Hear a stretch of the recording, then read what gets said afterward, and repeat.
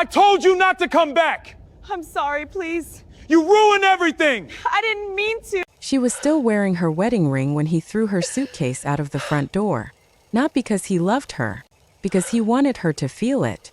Adaeze stood on the front steps of the house she had spent 3 years making into a home, the house she had painted walls in, planted flowers in front of, cried in quietly so her daughter wouldn't hear, and she watched her clothes scatter across the wet driveway like they meant nothing.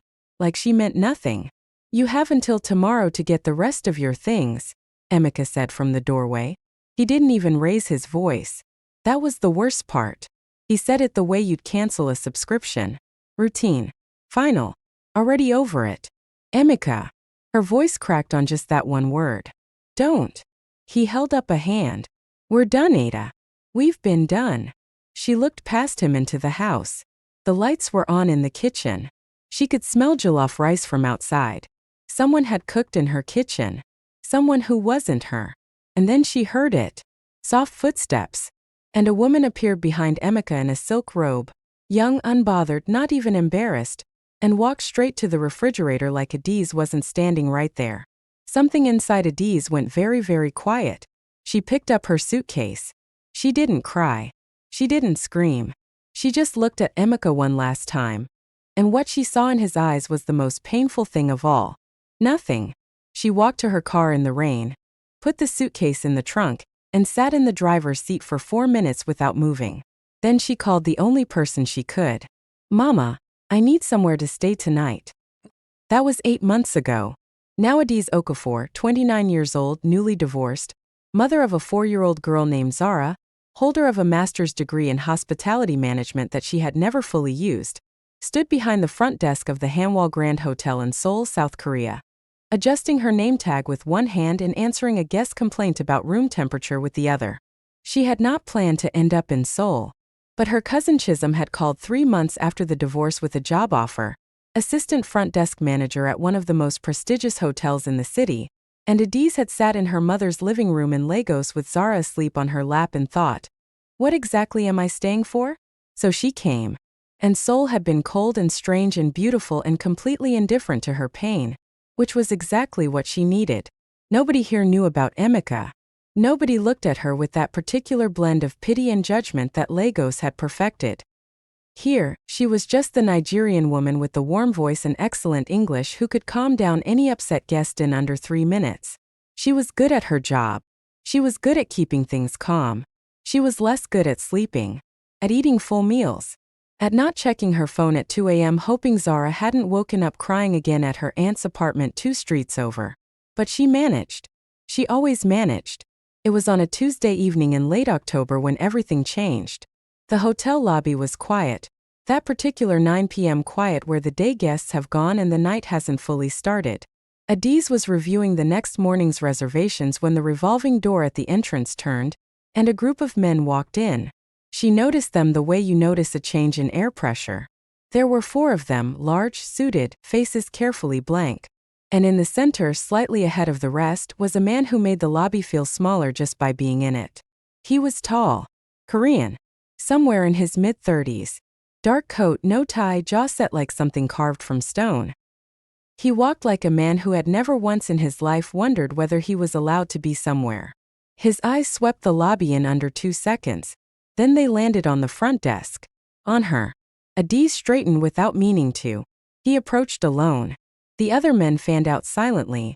One near the door, one by the elevator, 2 she lost track of.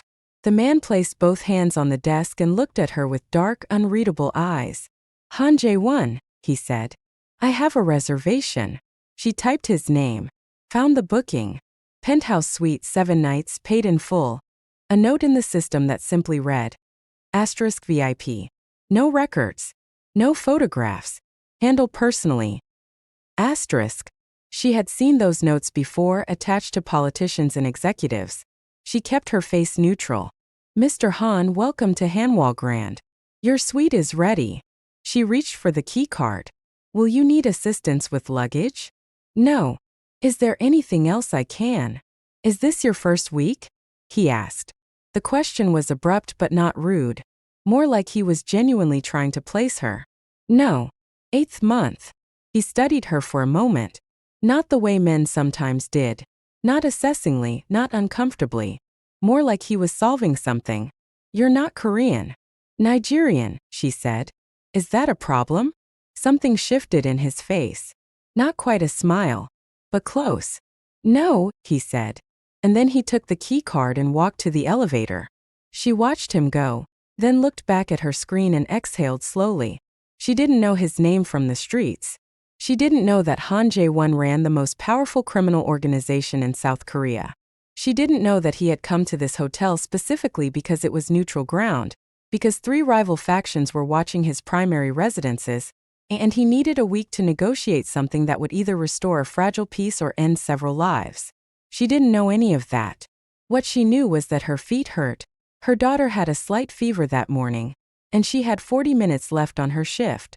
She went back to work. He came down at midnight. Not to the bar. Not to the restaurant. He walked to the small seating area near the lobby's east window, the one with the view of the Han River, and sat down with a glass of water and his phone and apparently no intention of doing anything else. Adaeze noticed because it was her job to notice. She also noticed that his men weren't with him, that his jaw was tighter than it had been at check-in, that he wasn't looking at his phone so much as holding it the way you hold something when your hands need to be busy. She shouldn't have gone over. It wasn't her section. The night concierge handled the seating area. But the night concierge was on a smoke break, and something about the way Jae-won was sitting made her think of herself in that car on the driveway, for minutes of complete stillness, all that pain with nowhere to go. She walked over with a small plate of complimentary macarons. These are from the kitchen, she said. The pastry chef makes them fresh every evening. They're usually gone before midnight, but tonight was slow. He looked at the plate, then at her. I didn't ask for anything. I know. She set the plate down. I'm just doing my job. She turned to go. Sit down. It wasn't an order exactly. It wasn't a request either. It sat somewhere in between, in a register that expected compliance without demanding it. She should have said, I'm still on shift, sir. She should have smiled professionally and walked back to the desk. Instead, she sat down across from him. What's your name? He asked. Adaeze. Ada, if it's easier. Jae-won. He said it like she hadn't already read it in the system. Like introductions mattered to him. I know. A pause. He looked at the river. You're not afraid of me, he said. Should I be? He didn't answer. He picked up one of the macarons, looked at it briefly, and ate it. She watched him decide it was good. Long day, she asked. He glanced at her. What makes you ask? You came down at midnight to sit alone and look at water. That's either a long day or a very particular kind of personality. He was quiet for a moment. Then unexpectedly, both. She smiled a little. He caught it. You smile like something's funny that you're not going to share, he said. I was just thinking you're not what I expected. What did you expect? Someone who would have sent me away before I finished putting the plate down. He looked at her steadily. The night is still young. But he didn't send her away. They sat by the window for 20 minutes, not talking much, not performing anything, just existing in the same quiet. And when she finally stood up to go back to her desk, he said, without looking up from the river, Good night, Ada. She felt it. That small warm thing. She told herself it was nothing. It wasn't nothing. He came down the next night too. And the night after that. By the 4th night, she brought the macarons without thinking about it, and he had already moved to the 2-person table by the window, the one with better chairs, and there was something so matter-of-fact about it, so unspoken, that it took her until she got home that morning to realize, this is becoming something. He told her things in pieces. Nothing that exposed him. Nothing dangerous. But real things. He told her he hadn't slept more than 4 hours in a single stretch in 3 years. She told him she hadn't either, though for different reasons. A 4-year-old with night terrors had a way of resetting your entire relationship with sleep. You have a daughter, he said. Not a question. He'd heard it the moment she said it, and filed it somewhere important. Zara. She's 4. She's at my cousin's apartment this week because my night shifts run late. Does she look like you? She has her father's nose, unfortunately. He caught the unfortunately. Divorce. Recently, she said. You. Never married. Why not? The question surprised him. Not because it was inappropriate they'd moved past that, but because no one usually asked him directly. Most people moved carefully around him, chose soft words, left escape routes. She just asked. The work I do, he said slowly, doesn't make for a simple life. What work do you do? He looked at her for a long moment. Let's say I manage difficult situations between difficult people. That's very polished. It's accurate. She leaned back in her chair. My ex-husband was a banker. Very respectable. Very clean hands. He still managed to build a whole second life without me noticing until it landed on my doorstep wearing a silk robe. She paused. I've stopped believing that the type of work a person does tells you anything about the type of person they are. Something moved across his face. Slow, deep, like weather changing over open water. Ada, he said quietly. Yes. You're a dangerous woman. She laughed, really laughed, for the first time in longer than she could remember. And Jae-won watched her laugh with an expression that was very close to undone. Stay with me. Because what happens next changes everything. On the fifth night, he wasn't in the lobby at midnight. Adaeze waited without admitting to herself that she was waiting. She tidied the desk. She reorganized the brochure rack. She looked at the seating area by the window 4 times in 40 minutes. At 12:47 a.m., her phone buzzed with an unknown number. Asterisk come up when your shift ends. 38th floor. JW asterisk. She stared at the message for a long time.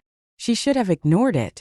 She thought about all the reasons she should have ignored it: professionalism, dignity, the fact that she barely knew him, the fact that she had a daughter to think about, the fact that she was still technically raw from a marriage that had ground her down quietly for years. She went up when her shift ended. His suite was the entire top floor. He opened the door himself. No staff, no men, in a dark shirt, sleeves pushed up, looking more human than she'd yet seen him. Behind him, the floor-to-ceiling windows showed Seoul spread out like scattered light. I wanted to show you something, he said. He led her to the window. The city below was a breathing, glittering thing. I've lived in Seoul my whole life, he said. I've seen this view from boardrooms, from rooftops, from places that should have meant something. It never looked like anything. He paused. Last night you said you sometimes look out at the city from your apartment and feel like you're watching someone else's life. She'd said that. She hadn't thought he would carry it. I wanted to see if it looked different from up here, she said. Does it? She looked out at the lights. At the river threading through the city like a dark ribbon. At the small bright windows of other apartments where other people were awake at 1 a.m. with their own quiet griefs and ordinary joys. A little, she said. He was very close behind her. Not touching. Just close. Ada. His voice was low. Careful. Don't say something careful, she said softly. I can feel you choosing the careful thing to say. A long silence. Then his hand came up slowly and rested at the edge of her shoulder, barely touching, barely a gesture, and he said, I don't know what to do with you. Neither do I, she said honestly. You're not what I planned for. No, he agreed. You weren't what I planned for either. They stayed at that window for a long time, two people who had built very different walls and were now, carefully, cautiously, looking at each other across the rubble. He didn't kiss her that night. But when she left, he walked her to the elevator, and when the doors opened he said, Come back tomorrow? Not a command. A question. His voice had something in it she hadn't heard before. Need. She stepped into the elevator and turned to face him. Good night, Jae-won, she said. And she watched his face change completely. The next 3 weeks were something Adaeze would spend a long time afterward trying to find words for. He extended his stay at the hotel. Nobody at the front desk questioned it. He was VIP, he paid in cash, and whatever system had his name in it was clearly not one that invited questions. Adaeze's colleague Jae-won raised an eyebrow when she came in one morning and saw Adaeze adjusting the window table setup before her shift began. That's your section now? Jae-won asked. Guest preference, Adaeze said, and Jae-won blinked and very wisely said nothing else. He met Zara on a Thursday. It was unplanned. Adaeze's cousin Chisholm had a family emergency and couldn't keep Zara for the afternoon, and Adaeze couldn't find cover for her shift on short notice, so Zara ended up in the hotel lobby in her purple raincoat, sitting in a chair behind the desk with a coloring book and Adaeze's work headset on one ear like a tiny, very self-important employee. Jae-won came down in the afternoon for the first time, unusual, and stopped when he saw the small girl drawing with enormous concentration. Zara looked up. She assessed him with the total unself-consciousness of a 4-year-old. "You're very tall," she said. "You're very small," he said. She considered this. "I'm going to be tall," Mommy said. "Your mommy is right." Zara held up her drawing. A house with smoke coming from the chimney, a large figure and a small figure standing outside. "Do you want to see my picture?" Something crossed his face that Adaeze had not seen before. Something unguarded and almost pained, like a feeling that hadn't found its legs yet. He crouched down to Zara's level and looked at the drawing seriously. "Who is this?" he asked, pointing to the large figure. "That's Mommy. And this one?" Zara looked at the small figure. Then back at him. Then she picked up a brown crayon and added something to the large figure's head. "Now it looks more like her," she said. Adaeze, watching from behind the desk, pressed her fingers to her mouth. Jae-won stayed crouched at Zara's level for another few minutes, asking her about the coloring book with complete sincerity, as though he had nowhere else to be. As though a conversation with a 4-year-old about which shade of blue was best for sky was exactly what his day required. When he finally stood and walked to the desk, his eyes found Adaeze immediately. She didn't say anything. Neither did he. But something between them had just shifted into a different register entirely. A register that was softer and more terrifying and had a name neither of them said out loud yet. Here's where I need you to pay attention, because this is the moment the story turns. On a Saturday night, 2 weeks later, Adaeze came off her shift to find Jae-won's men, all 4 of them, standing in the lobby with a tension in their bodies she had never seen before. Park, the one who stood nearest the elevator and had once nodded at her with something almost approaching warmth, moved toward her the moment she stepped out from behind the desk. "Ms. Adaeze, Mr. Han asks that you come with us." "What? Why? Is everything? Please." His voice was urgent but controlled. Now. She had a second to decide. She thought about Zara, safe at Chisholm's tonight, she knew that for certain. She thought about the 4 months she had spent in the quiet hours of midnight building something real with a man she didn't fully understand. She went. They took her up to the suite. Jae-won was on the phone pacing. He saw her come in and something in his shoulders released, just a fraction, but she caught it. He ended the call and came to her. "Are you all right?" she asked. "Someone knows I've been here," he said. His voice was flat, operational. "Someone who isn't happy about a negotiation I'm trying to close. They found out about you." The room got very cold. "About me? They don't know who you are. Yet." His eyes were on hers and she could see him calculating, not coldly, not like she was a problem to solve, but like a man who was frightened and refusing to show it. "I need to move you. You and your daughter. Tonight." Jae-won. "Ada." He took her face in both hands. It was the first time he had touched her like this, direct, no ambiguity, no careful restraint. "I need you to trust me. Can you do that?" She looked at him for a long moment. "How much danger are we talking about?" she asked. "The kind that doesn't give warnings." She nodded once. "Then we move." What happened in the next 6 hours was something out of a story Adaeze could never have written for herself. They moved through the city in 2 cars, Jae-won in hers, his men in the other. Zara was picked up from Chisholm's apartment so smoothly, so quietly, that Chisholm barely had time to ask questions. Adaeze told her it was a gas leak in the building. It was a lie. She hated it.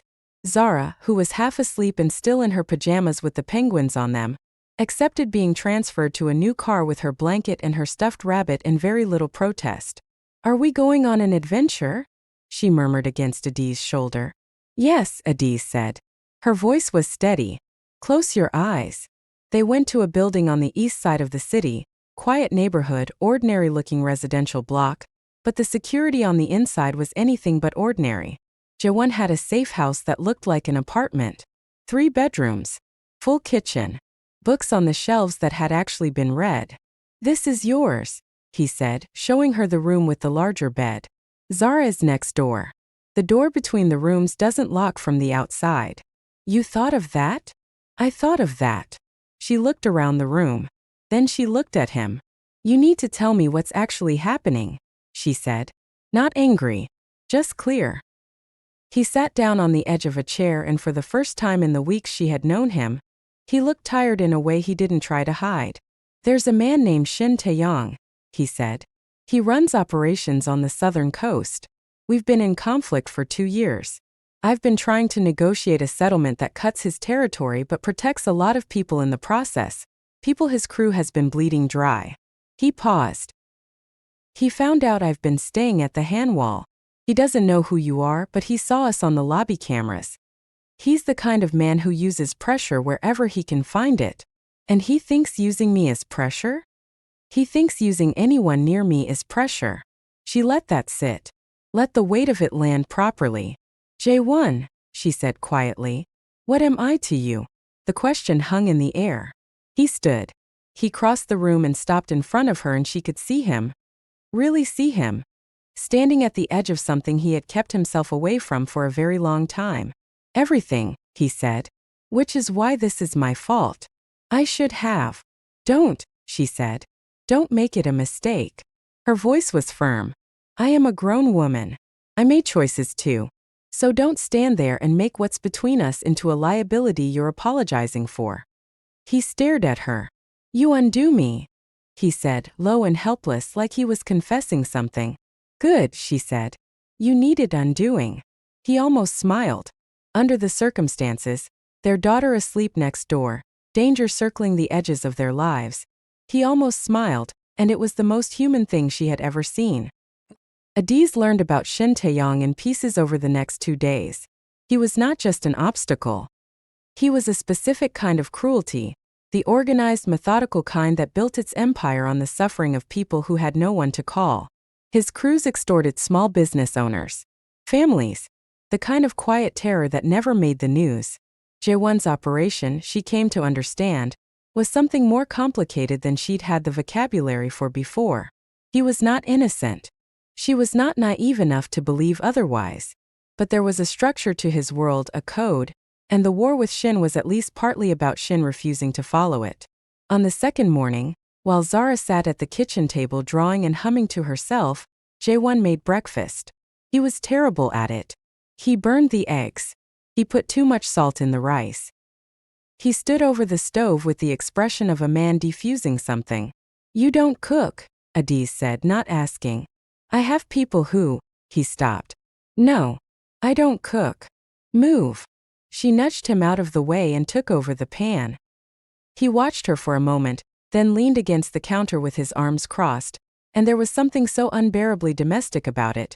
This powerful, dangerous man watching her cook eggs in a safe house at 8 in the morning while their daughter drew penguins at the kitchen table, that Adaeze had to focus very hard on the pan to keep her face composed.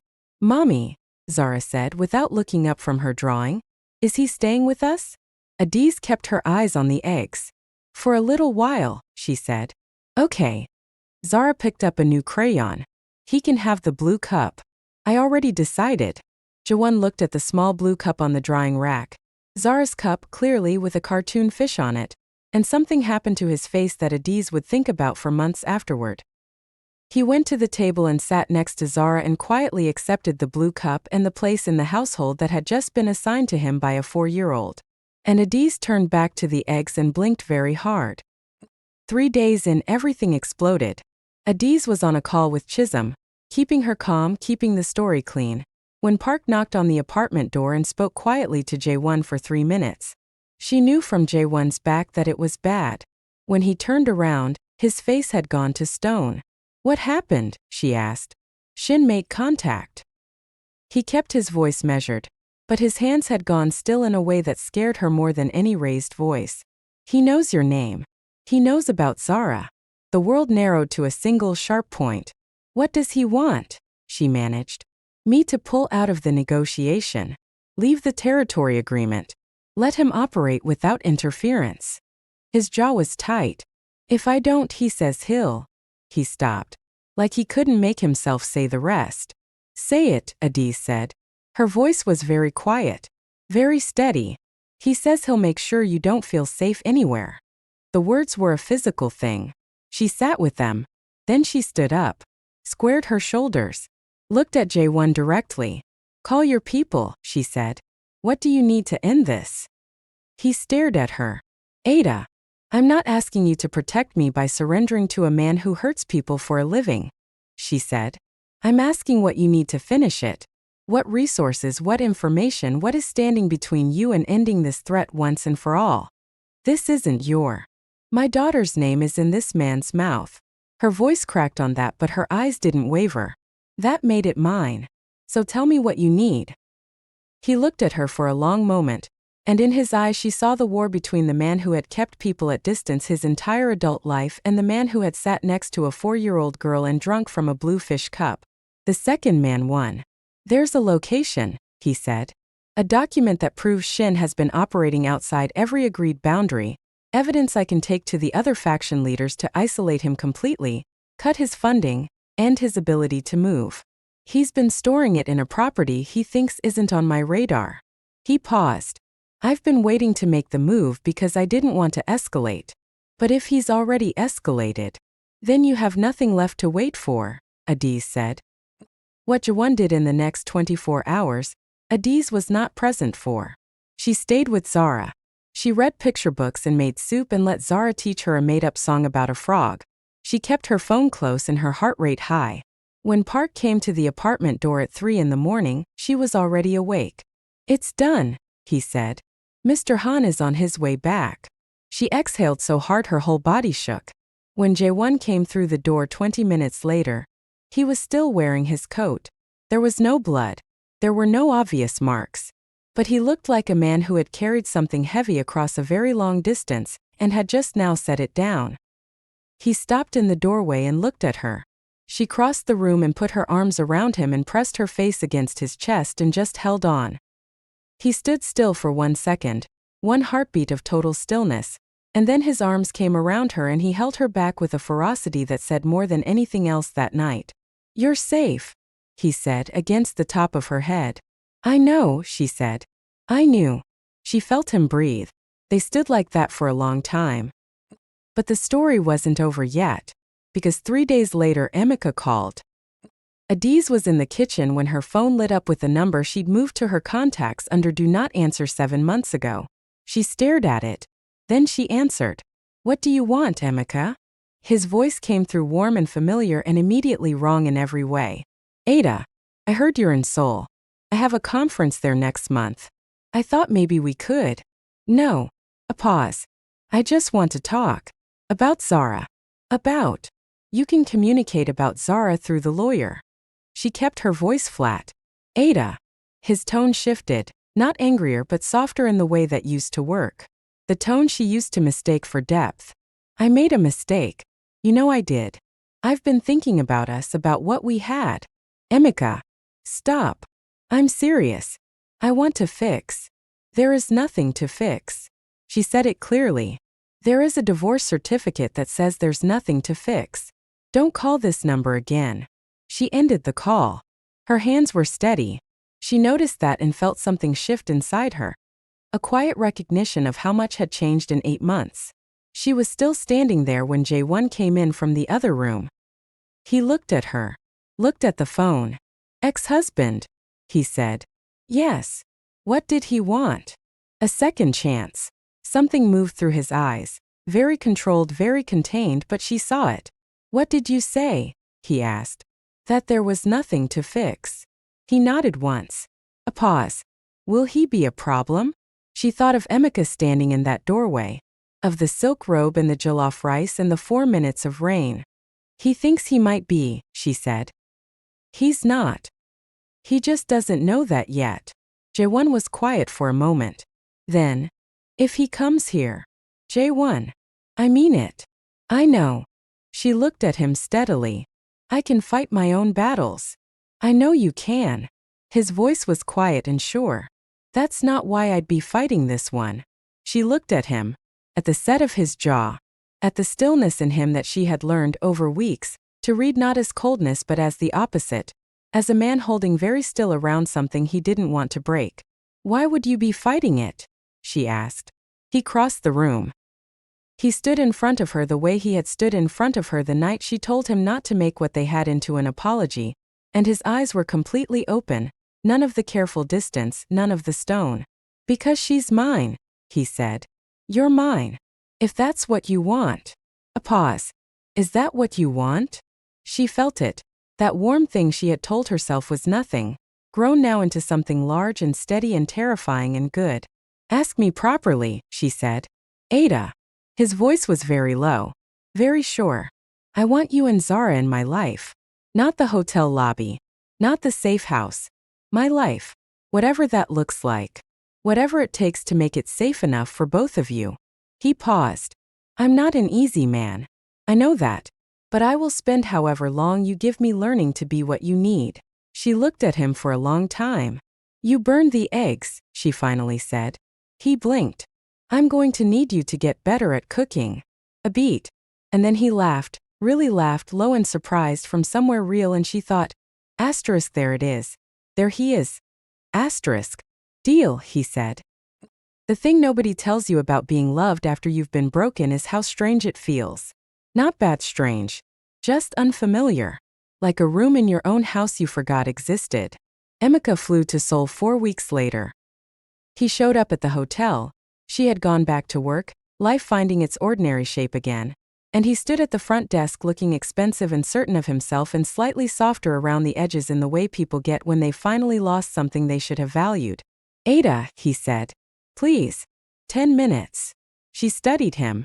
This man she had built a life with, who had thrown her clothes into the rain, who had looked at her like nothing. Emeka, she said. Why are you here?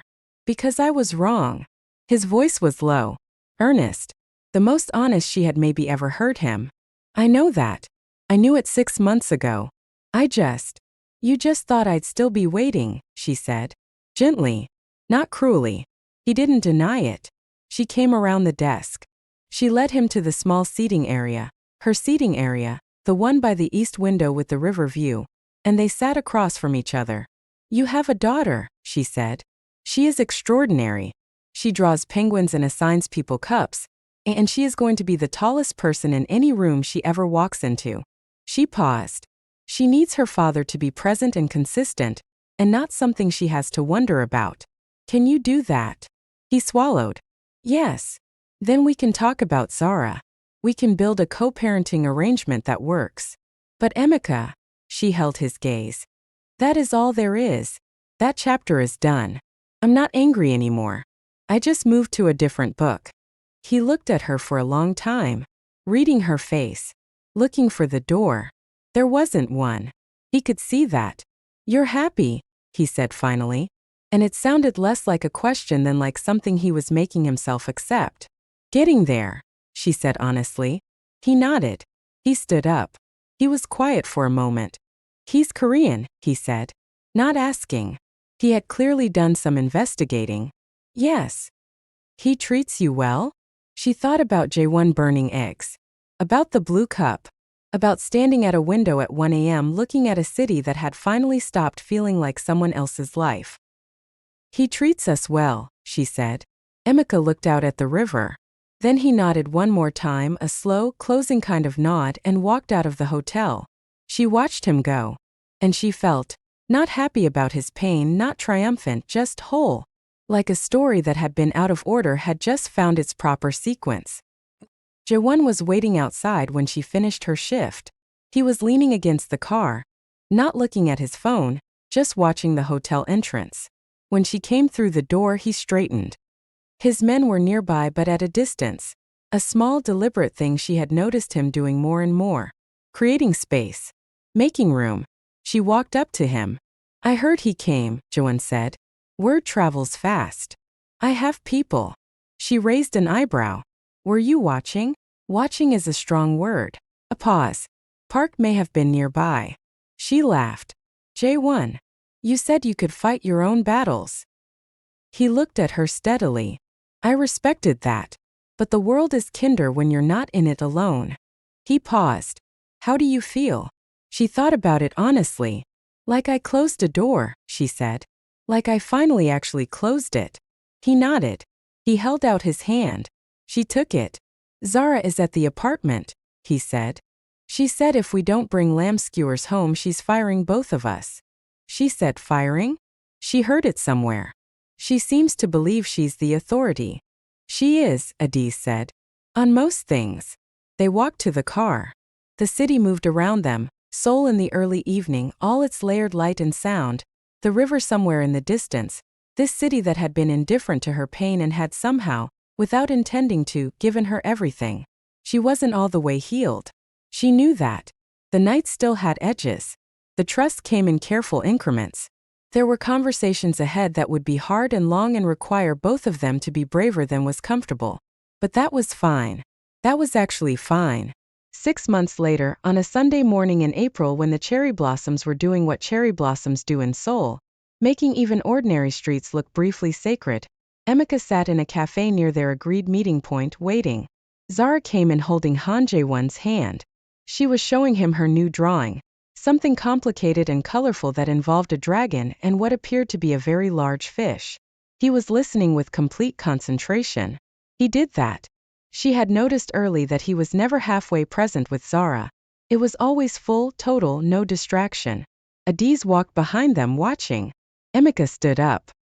He crouched down to Zara's level, and she let go of Jae-won's hand and accepted her father's hug with the natural, undivided affection of a child who has been kept safe enough to love without fear. Jae-won stepped back. He came to stand beside Adaeze. Their hands found each other without looking. "This okay?" he asked quietly. She watched her daughter laugh at something her father said. "This is exactly okay," she said. He squeezed her hand once. And they stood together in the April light, two people who had not planned each other, who had come from different worlds and different wounds, who had chosen each other in the particular unflashy, daily way that real love actually works, and watched a small girl in a purple coat draw a dragon for her father like she had all the time in the world. There are men who love you loudly. And there are men who love you in the way Jae-won loved Adaeze Okafor, who burn the eggs and hold you in silence and move entire dangerous worlds 3 steps to the left so nothing can reach you, and who would, if you asked them, level every threat, face every enemy, call down consequences on anyone who looked at you with anything less than the respect you were owed. Who would, and did, stand across from a man who thought he could use love as leverage and make clear, without raising his voice, without a single unnecessary word, that this woman and this child existed in a territory that had no boundaries, no negotiation points, no acceptable losses. "I'll burn the world for her," he had said to Emika, in a conversation Adaeze only heard about much later in pieces. And Emika, banker, reasonable man of clean hands, had looked at Jae-won and believed him completely. Not because he was afraid, because he could see clearly that it wasn't a threat. It was just the truth. If this story moved you, stay. Because every love story worth telling starts with someone standing in the rain, refusing to stay down,